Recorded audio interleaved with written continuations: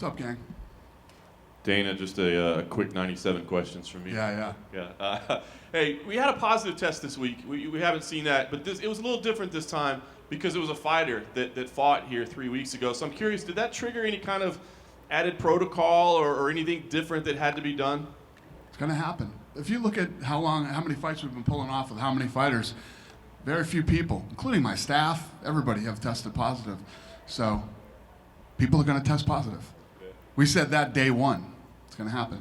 I think the question was because he fought here a couple weeks ago. Obviously, he would have been negative at the time or wouldn't have been able to fight. But does that make you do anything different, or there added steps? It means he went somewhere in between then and now, and he picked it up. Fair enough. Fight Island is now all official. The fights are official. Curious, if we're into a situation like this in Fight Island, are there late replacements available? Is there a way to have people switch out there? No. No. We're making sure that everybody that goes over to Fight Island is negative. We're going to make sure everybody's tested. Nice. When do the fighters start getting to Fight Island? I'm curious, is it just a typical like Tuesday arrival for a Saturday fight, or do they got to get there sooner? What's the plan? Off the top of my head, I don't even know. I'm doing a bunch of traveling the next few weeks too, so I'm going on like the 5th. I'll get there the 5th, and I don't know what they have planned. The team has that all mapped out when everybody will get there and how that's all going to go. You had a big, bunch of bout announcements yesterday. I think one big one that's out there that we don't know yet is Adesanya and Costa. Everybody's looking forward to that fight. What can you tell us on the update of what's going on with that one? Well, there really isn't an update on that one. I was talking to Megan O'Leary, and I was laying out how champions are fighting number one contenders right now, like all across the board, which is cool. And, the fights that we have lined up for this summer are awesome. August is ridiculous. August is insane. And then you know how that usually works out as we end the year going into the fall. There's always killer fights going into the fall too. So, I mean, with all the madness that's going on in this world right now, this thing is just it's so good right now. Everything is so good right now in the UFC world.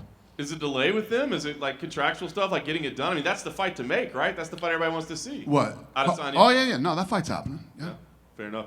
Habib took to Instagram yesterday, teased he's got big news coming. We know the unification fight is supposed to happen. Is there an update, or is that what he's teasing? Do we have a plan? I have no idea what he's doing. But, yeah, he's fighting. He'll be fighting this fall. Fair enough. And that'll be the Gaethje fight? Yes. Absolutely. And last one I wanted to ask you was John Jones. It's been a couple weeks since he kind of said he wanted to give up the belt. Have you guys made a decision on what you want to do at 205, what the direction is at 205 right now? No. Nothing yet. Hey, Dana. Did you see yesterday Mike Perry posted a video of himself with a bloodied hand? Yeah. Is that fight still on? It's old. Okay. Yeah, that's an old video. He's just playing tricks on us? Yeah. Cool. With The Ultimate Fighter, you're talking about bringing it back.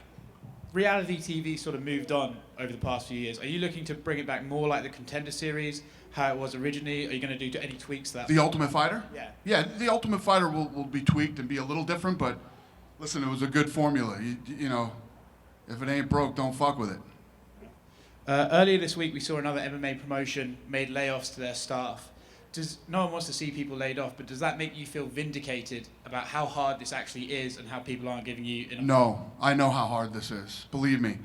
I told you guys, most of you have known me for a very long time. Whether you like me, you hate me, you don't agree with me, you agree with me. When I come out and tell you something's the hardest thing that I've ever done, this is the hardest thing I've ever done. And there were a lot of powerful forces battling against us for it not to happen. And I don't wish that on anybody. I know everybody, thinks that I hate all these. I don't hate all these other groups. All these other groups need to survive for this thing to work for everybody. And, people getting laid off and losing their jobs. No, I don't wish that on anybody, ever. This is somewhat of a depressing question, but the COVID numbers are sort of going up across the country. Do you guys have a contingency plan if there's another lockdown later this year? Yeah, I told you guys going into this thing, I'm always thinking about what's next. And one of the frustrating parts about this whole thing is, 4 months, I keep telling the story. I was telling it again this morning. 4 months ago, I could have told you anything about this business, where we were going, what was going to happen. I don't know. I don't know now. So all I do is sit around and strategize and try to plan. And I'm planning for a second shutdown, that it will happen again. I'm always thinking about the worst. What's the worst thing that it's like when you hear these guys talking about when they train, they like to put themselves in the worst positions they could possibly be in. You know, that's how I look at this business too. What is the worst position we could possibly be in? You know, and my number one goal is always I don't want to lay off any of my employees, and I don't want fighters sitting inactive and not being able to compete. And you know, when you're a professional athlete, you have a very small window of opportunity, a very limited amount of time. You know, we get into all this money shit and the stuff that's going on right now. Everybody acts like this is a fucking career. This isn't a career. This is not a career. This is an opportunity. Anything can happen in any given moment. Knee can blow out. You're back. You're this. You're that. COVID-19. You know, who the hell knows what is coming down the pipeline? So you have to take every opportunity that you can get. If there was a second lockdown in the United States of America, would it be possible that you could just move essentially the whole company to Abu Dhabi for like months at a time? I don't know. Even Abu Dhabi shut down when this thing happened. Is that one of the hardest challenges about this entire thing, is that it literally you just can't plan? It's like you want to book Khabib, Gaethje. I promise you this, if it can be done, I will do it. Thanks, Dan. If it can be done, I will do it. I was just curious to hear, like, I know you guys are planning 4 events in Abu Dhabi for the next month, but the plan is like keep going back and forth, Abu Dhabi and Vegas? What's the question? If the plan for the UFC is like keep coming back and forth, Abu Dhabi and Vegas for the next month? We're going to be going back and forth to Abu Dhabi until the world comes back. This is an international business, and most of our fighters are international. And we have to put on so many international fights, or I'll end up smoking all the U.S. talent like that, and we wouldn't be able to put on any events. We're going to be going back and forth to Abu Dhabi, I'm assuming, for a very long time. And I spoke to Amanda Nunes last week, and she said that she was contemplating a retirement, you know. That's not true. That's not what I heard. That's not what I heard. I heard that she was just saying, you know, I've achieved everything. I've done this, I've done that. That she's not really contemplating retirement. She's saying, what's next for me? Well, I did like a 1-hour interview. Well, you would know better because there's definitely no language barrier between you two. So yeah, maybe the language barrier is between me and her. I just want to explain, like, she was saying that, you know, she already achieved everything in her life, that she doesn't see, like, you know, challenges right now, and she was happy with the UFC financially. It was nothing about money as well. It seems like is a place where she is right now because of her family. The thing that makes me laugh is when people say, oh, I'm pissed off about financially, whatever, I'm going to retire. Do you guys not get pissed off at work? I'm sure you guys get pissed off at work a lot. Are you going to fucking retire? No. Why? You can't retire. These guys can retire. She can retire. You know, a lot of these guys can retire. You know, I hope she doesn't. You know, she's one of my favorite people ever. And coming off the performance that she just put on, you know, I think that the beautiful thing was she came out of the Geranime fight, and everybody was like, oh, she looked human, this, that, you know, all the critics were all over. She fought arguably the best female striker of all time, beat her, and she looked human in that fight. Then she came out and put a statement on her last performance. She looked incredible and put on an absolute clinic against one of the toughest women I've ever seen in my life. And after a performance like that, I would hate to think that she would want to retire, but you know, if that's true and that's where she's at right now, then she probably should. I was just curious to see, like, if you talk to her and if you know are planning on talking to her soon. Yeah. I love that girl. I'm sure we'll talk about it and we'll see what's up. I'm just gonna give her some time. You know, they're having a baby, and you know, she's got a lot of cool things going on in her life. I think she's at the point now. You know, she's got a lot of money, and she's probably starting to enjoy herself, and you know. Everything changes when you got a lot of money. And I just have some questions about the Brazilians fighting next month in the Fight Island. You know, starting with Jose Aldo, that is gonna face Peter Yan, you know, for the bout. What do you think about that fight? You know, and Jose Aldo fighting for the title for Brazil is a huge thing, but a lot of people were also criticizing because he's coming from a loss. What's the question? Jo- There's three things at play here. I don't hear well. You have a mask on and an accent.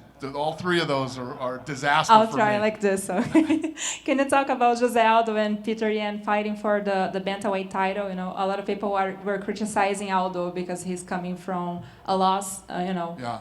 Well, I mean, I've pretty much said a million times how I feel about that. You know, a lot of people thought he won the fight. Jose Aldo's one of the tough. That's the kid that Cejudo wanted. Cejudo, you know, that he was next in line for the title shot. How do we go back now and tell him Cejudo retired, so you know you don't get the fight? And if people disagree with that fight, you know my point of view on that. Don't watch it. Don't watch the fight if you don't like it. You know, Aldo's been around forever. The guy's a warrior. And to say that Aldo doesn't deserve anything is ridiculous. What does it represent to him, though, if he gets, you know, a second belt at this point in his career? What does that mean to him? It's huge. I mean, I guess everybody would be wrong then, wouldn't they, that he didn't deserve the title shot. So, you know, if he goes in and gets absolutely dominated and it's a one-sided fight and Aldo gets destroyed, then they were right and we were wrong, and, you know, it happens. We also have Gilbert Burns fighting for the title against Kamaru Usman. What do you expect from the fight? I expect that fight to listen. I've become an Usman fan. You guys remember when Usman came out and gave that was 30% tonight or whatever percentage he said, and you know, I went off on him that night. Ever since that night, the guy's been an absolute stud. The Colby Covington Usman fight is one of the best fights of the year, Gilbert Burns is a well-rounded savage, and this guy wants this fight so bad. I love guys with Gilbert Burns' attitude. Going in against a guy like Usman, I think the fight's going to be incredible. I think it's going to be an incredible main event, and I'm looking very forward to it. My last one is Davidson Figueiredo against Benavidez, you know, like a rematch that, you know, the first time he didn't make weight. Are anything in place like to make sure that he's gonna wait this time? I mean, you know, there's only so much we can do to make sure that somebody's coming in on what we weigh them. We stay on top of them. You know, we make sure that if they need help, they're connected with the UFC Performance Institute and getting, you know, help from them. If they need help with food, we got, you know, Trifecta. You know, we have all these things in place that can help these guys, but they have to want to help themselves and they have to work with us. And you know, the only thing to do in this position was to make this fight again. And Benavidez is another guy who's a great guy, has been around forever. You know, the decision was to do the fight again. And so hopefully everything goes right this time.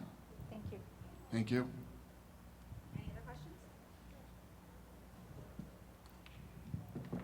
Dana, I just wanted to follow up on Amanda Nunes. If she were to walk away, what would you do with the women's featherweight belt? Would there still be a featherweight division? Probably not. What about for bantamweight? Would there? What kind of timeline? Yeah, that one will would you give still be her? there. What time? What kind of time? I literally just told the guys the other day to build that division. Let's get it. Start signing girls. Let's start building that division. And now my girl's talking about retirement. So apparently we got to get on the same page and figure this thing out. How long would you give Amanda to work things out before you decided to? She can do whatever she wants to do. She's the queen. She can do whatever she wants.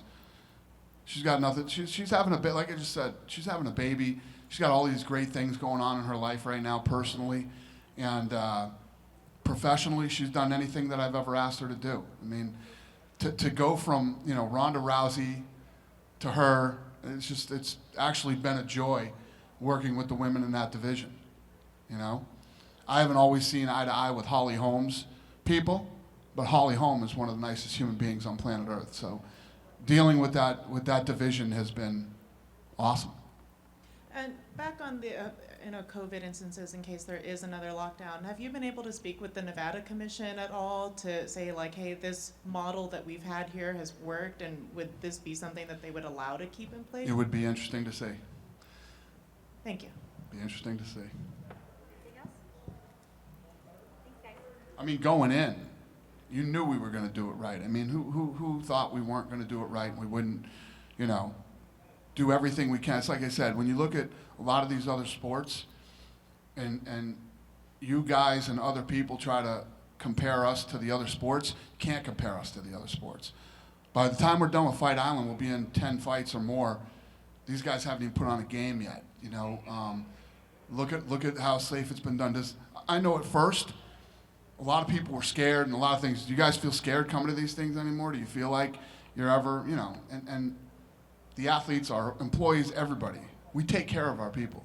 You know, I know that there's always the thing about, you know, oh, we don't make enough money. That shit's going to go on forever. Forever long I'm here, and then long after I'm gone, there's going to be shit about nobody makes enough money. But nobody can ever say that we don't take care of our people, from, you know, whether it's you guys, the commission, our employees, the fighters, corners, whoever it is. We're going to make sure that everybody that comes to a UFC event is safe. We'll spend the money and we'll do what it takes to do it right. So, my point to saying that was, you know, I don't think they didn't think we would do it right the first time, but hopefully if this thing goes down again, they know that we can do this and we will do it right. If not, plan B, which I don't have yet.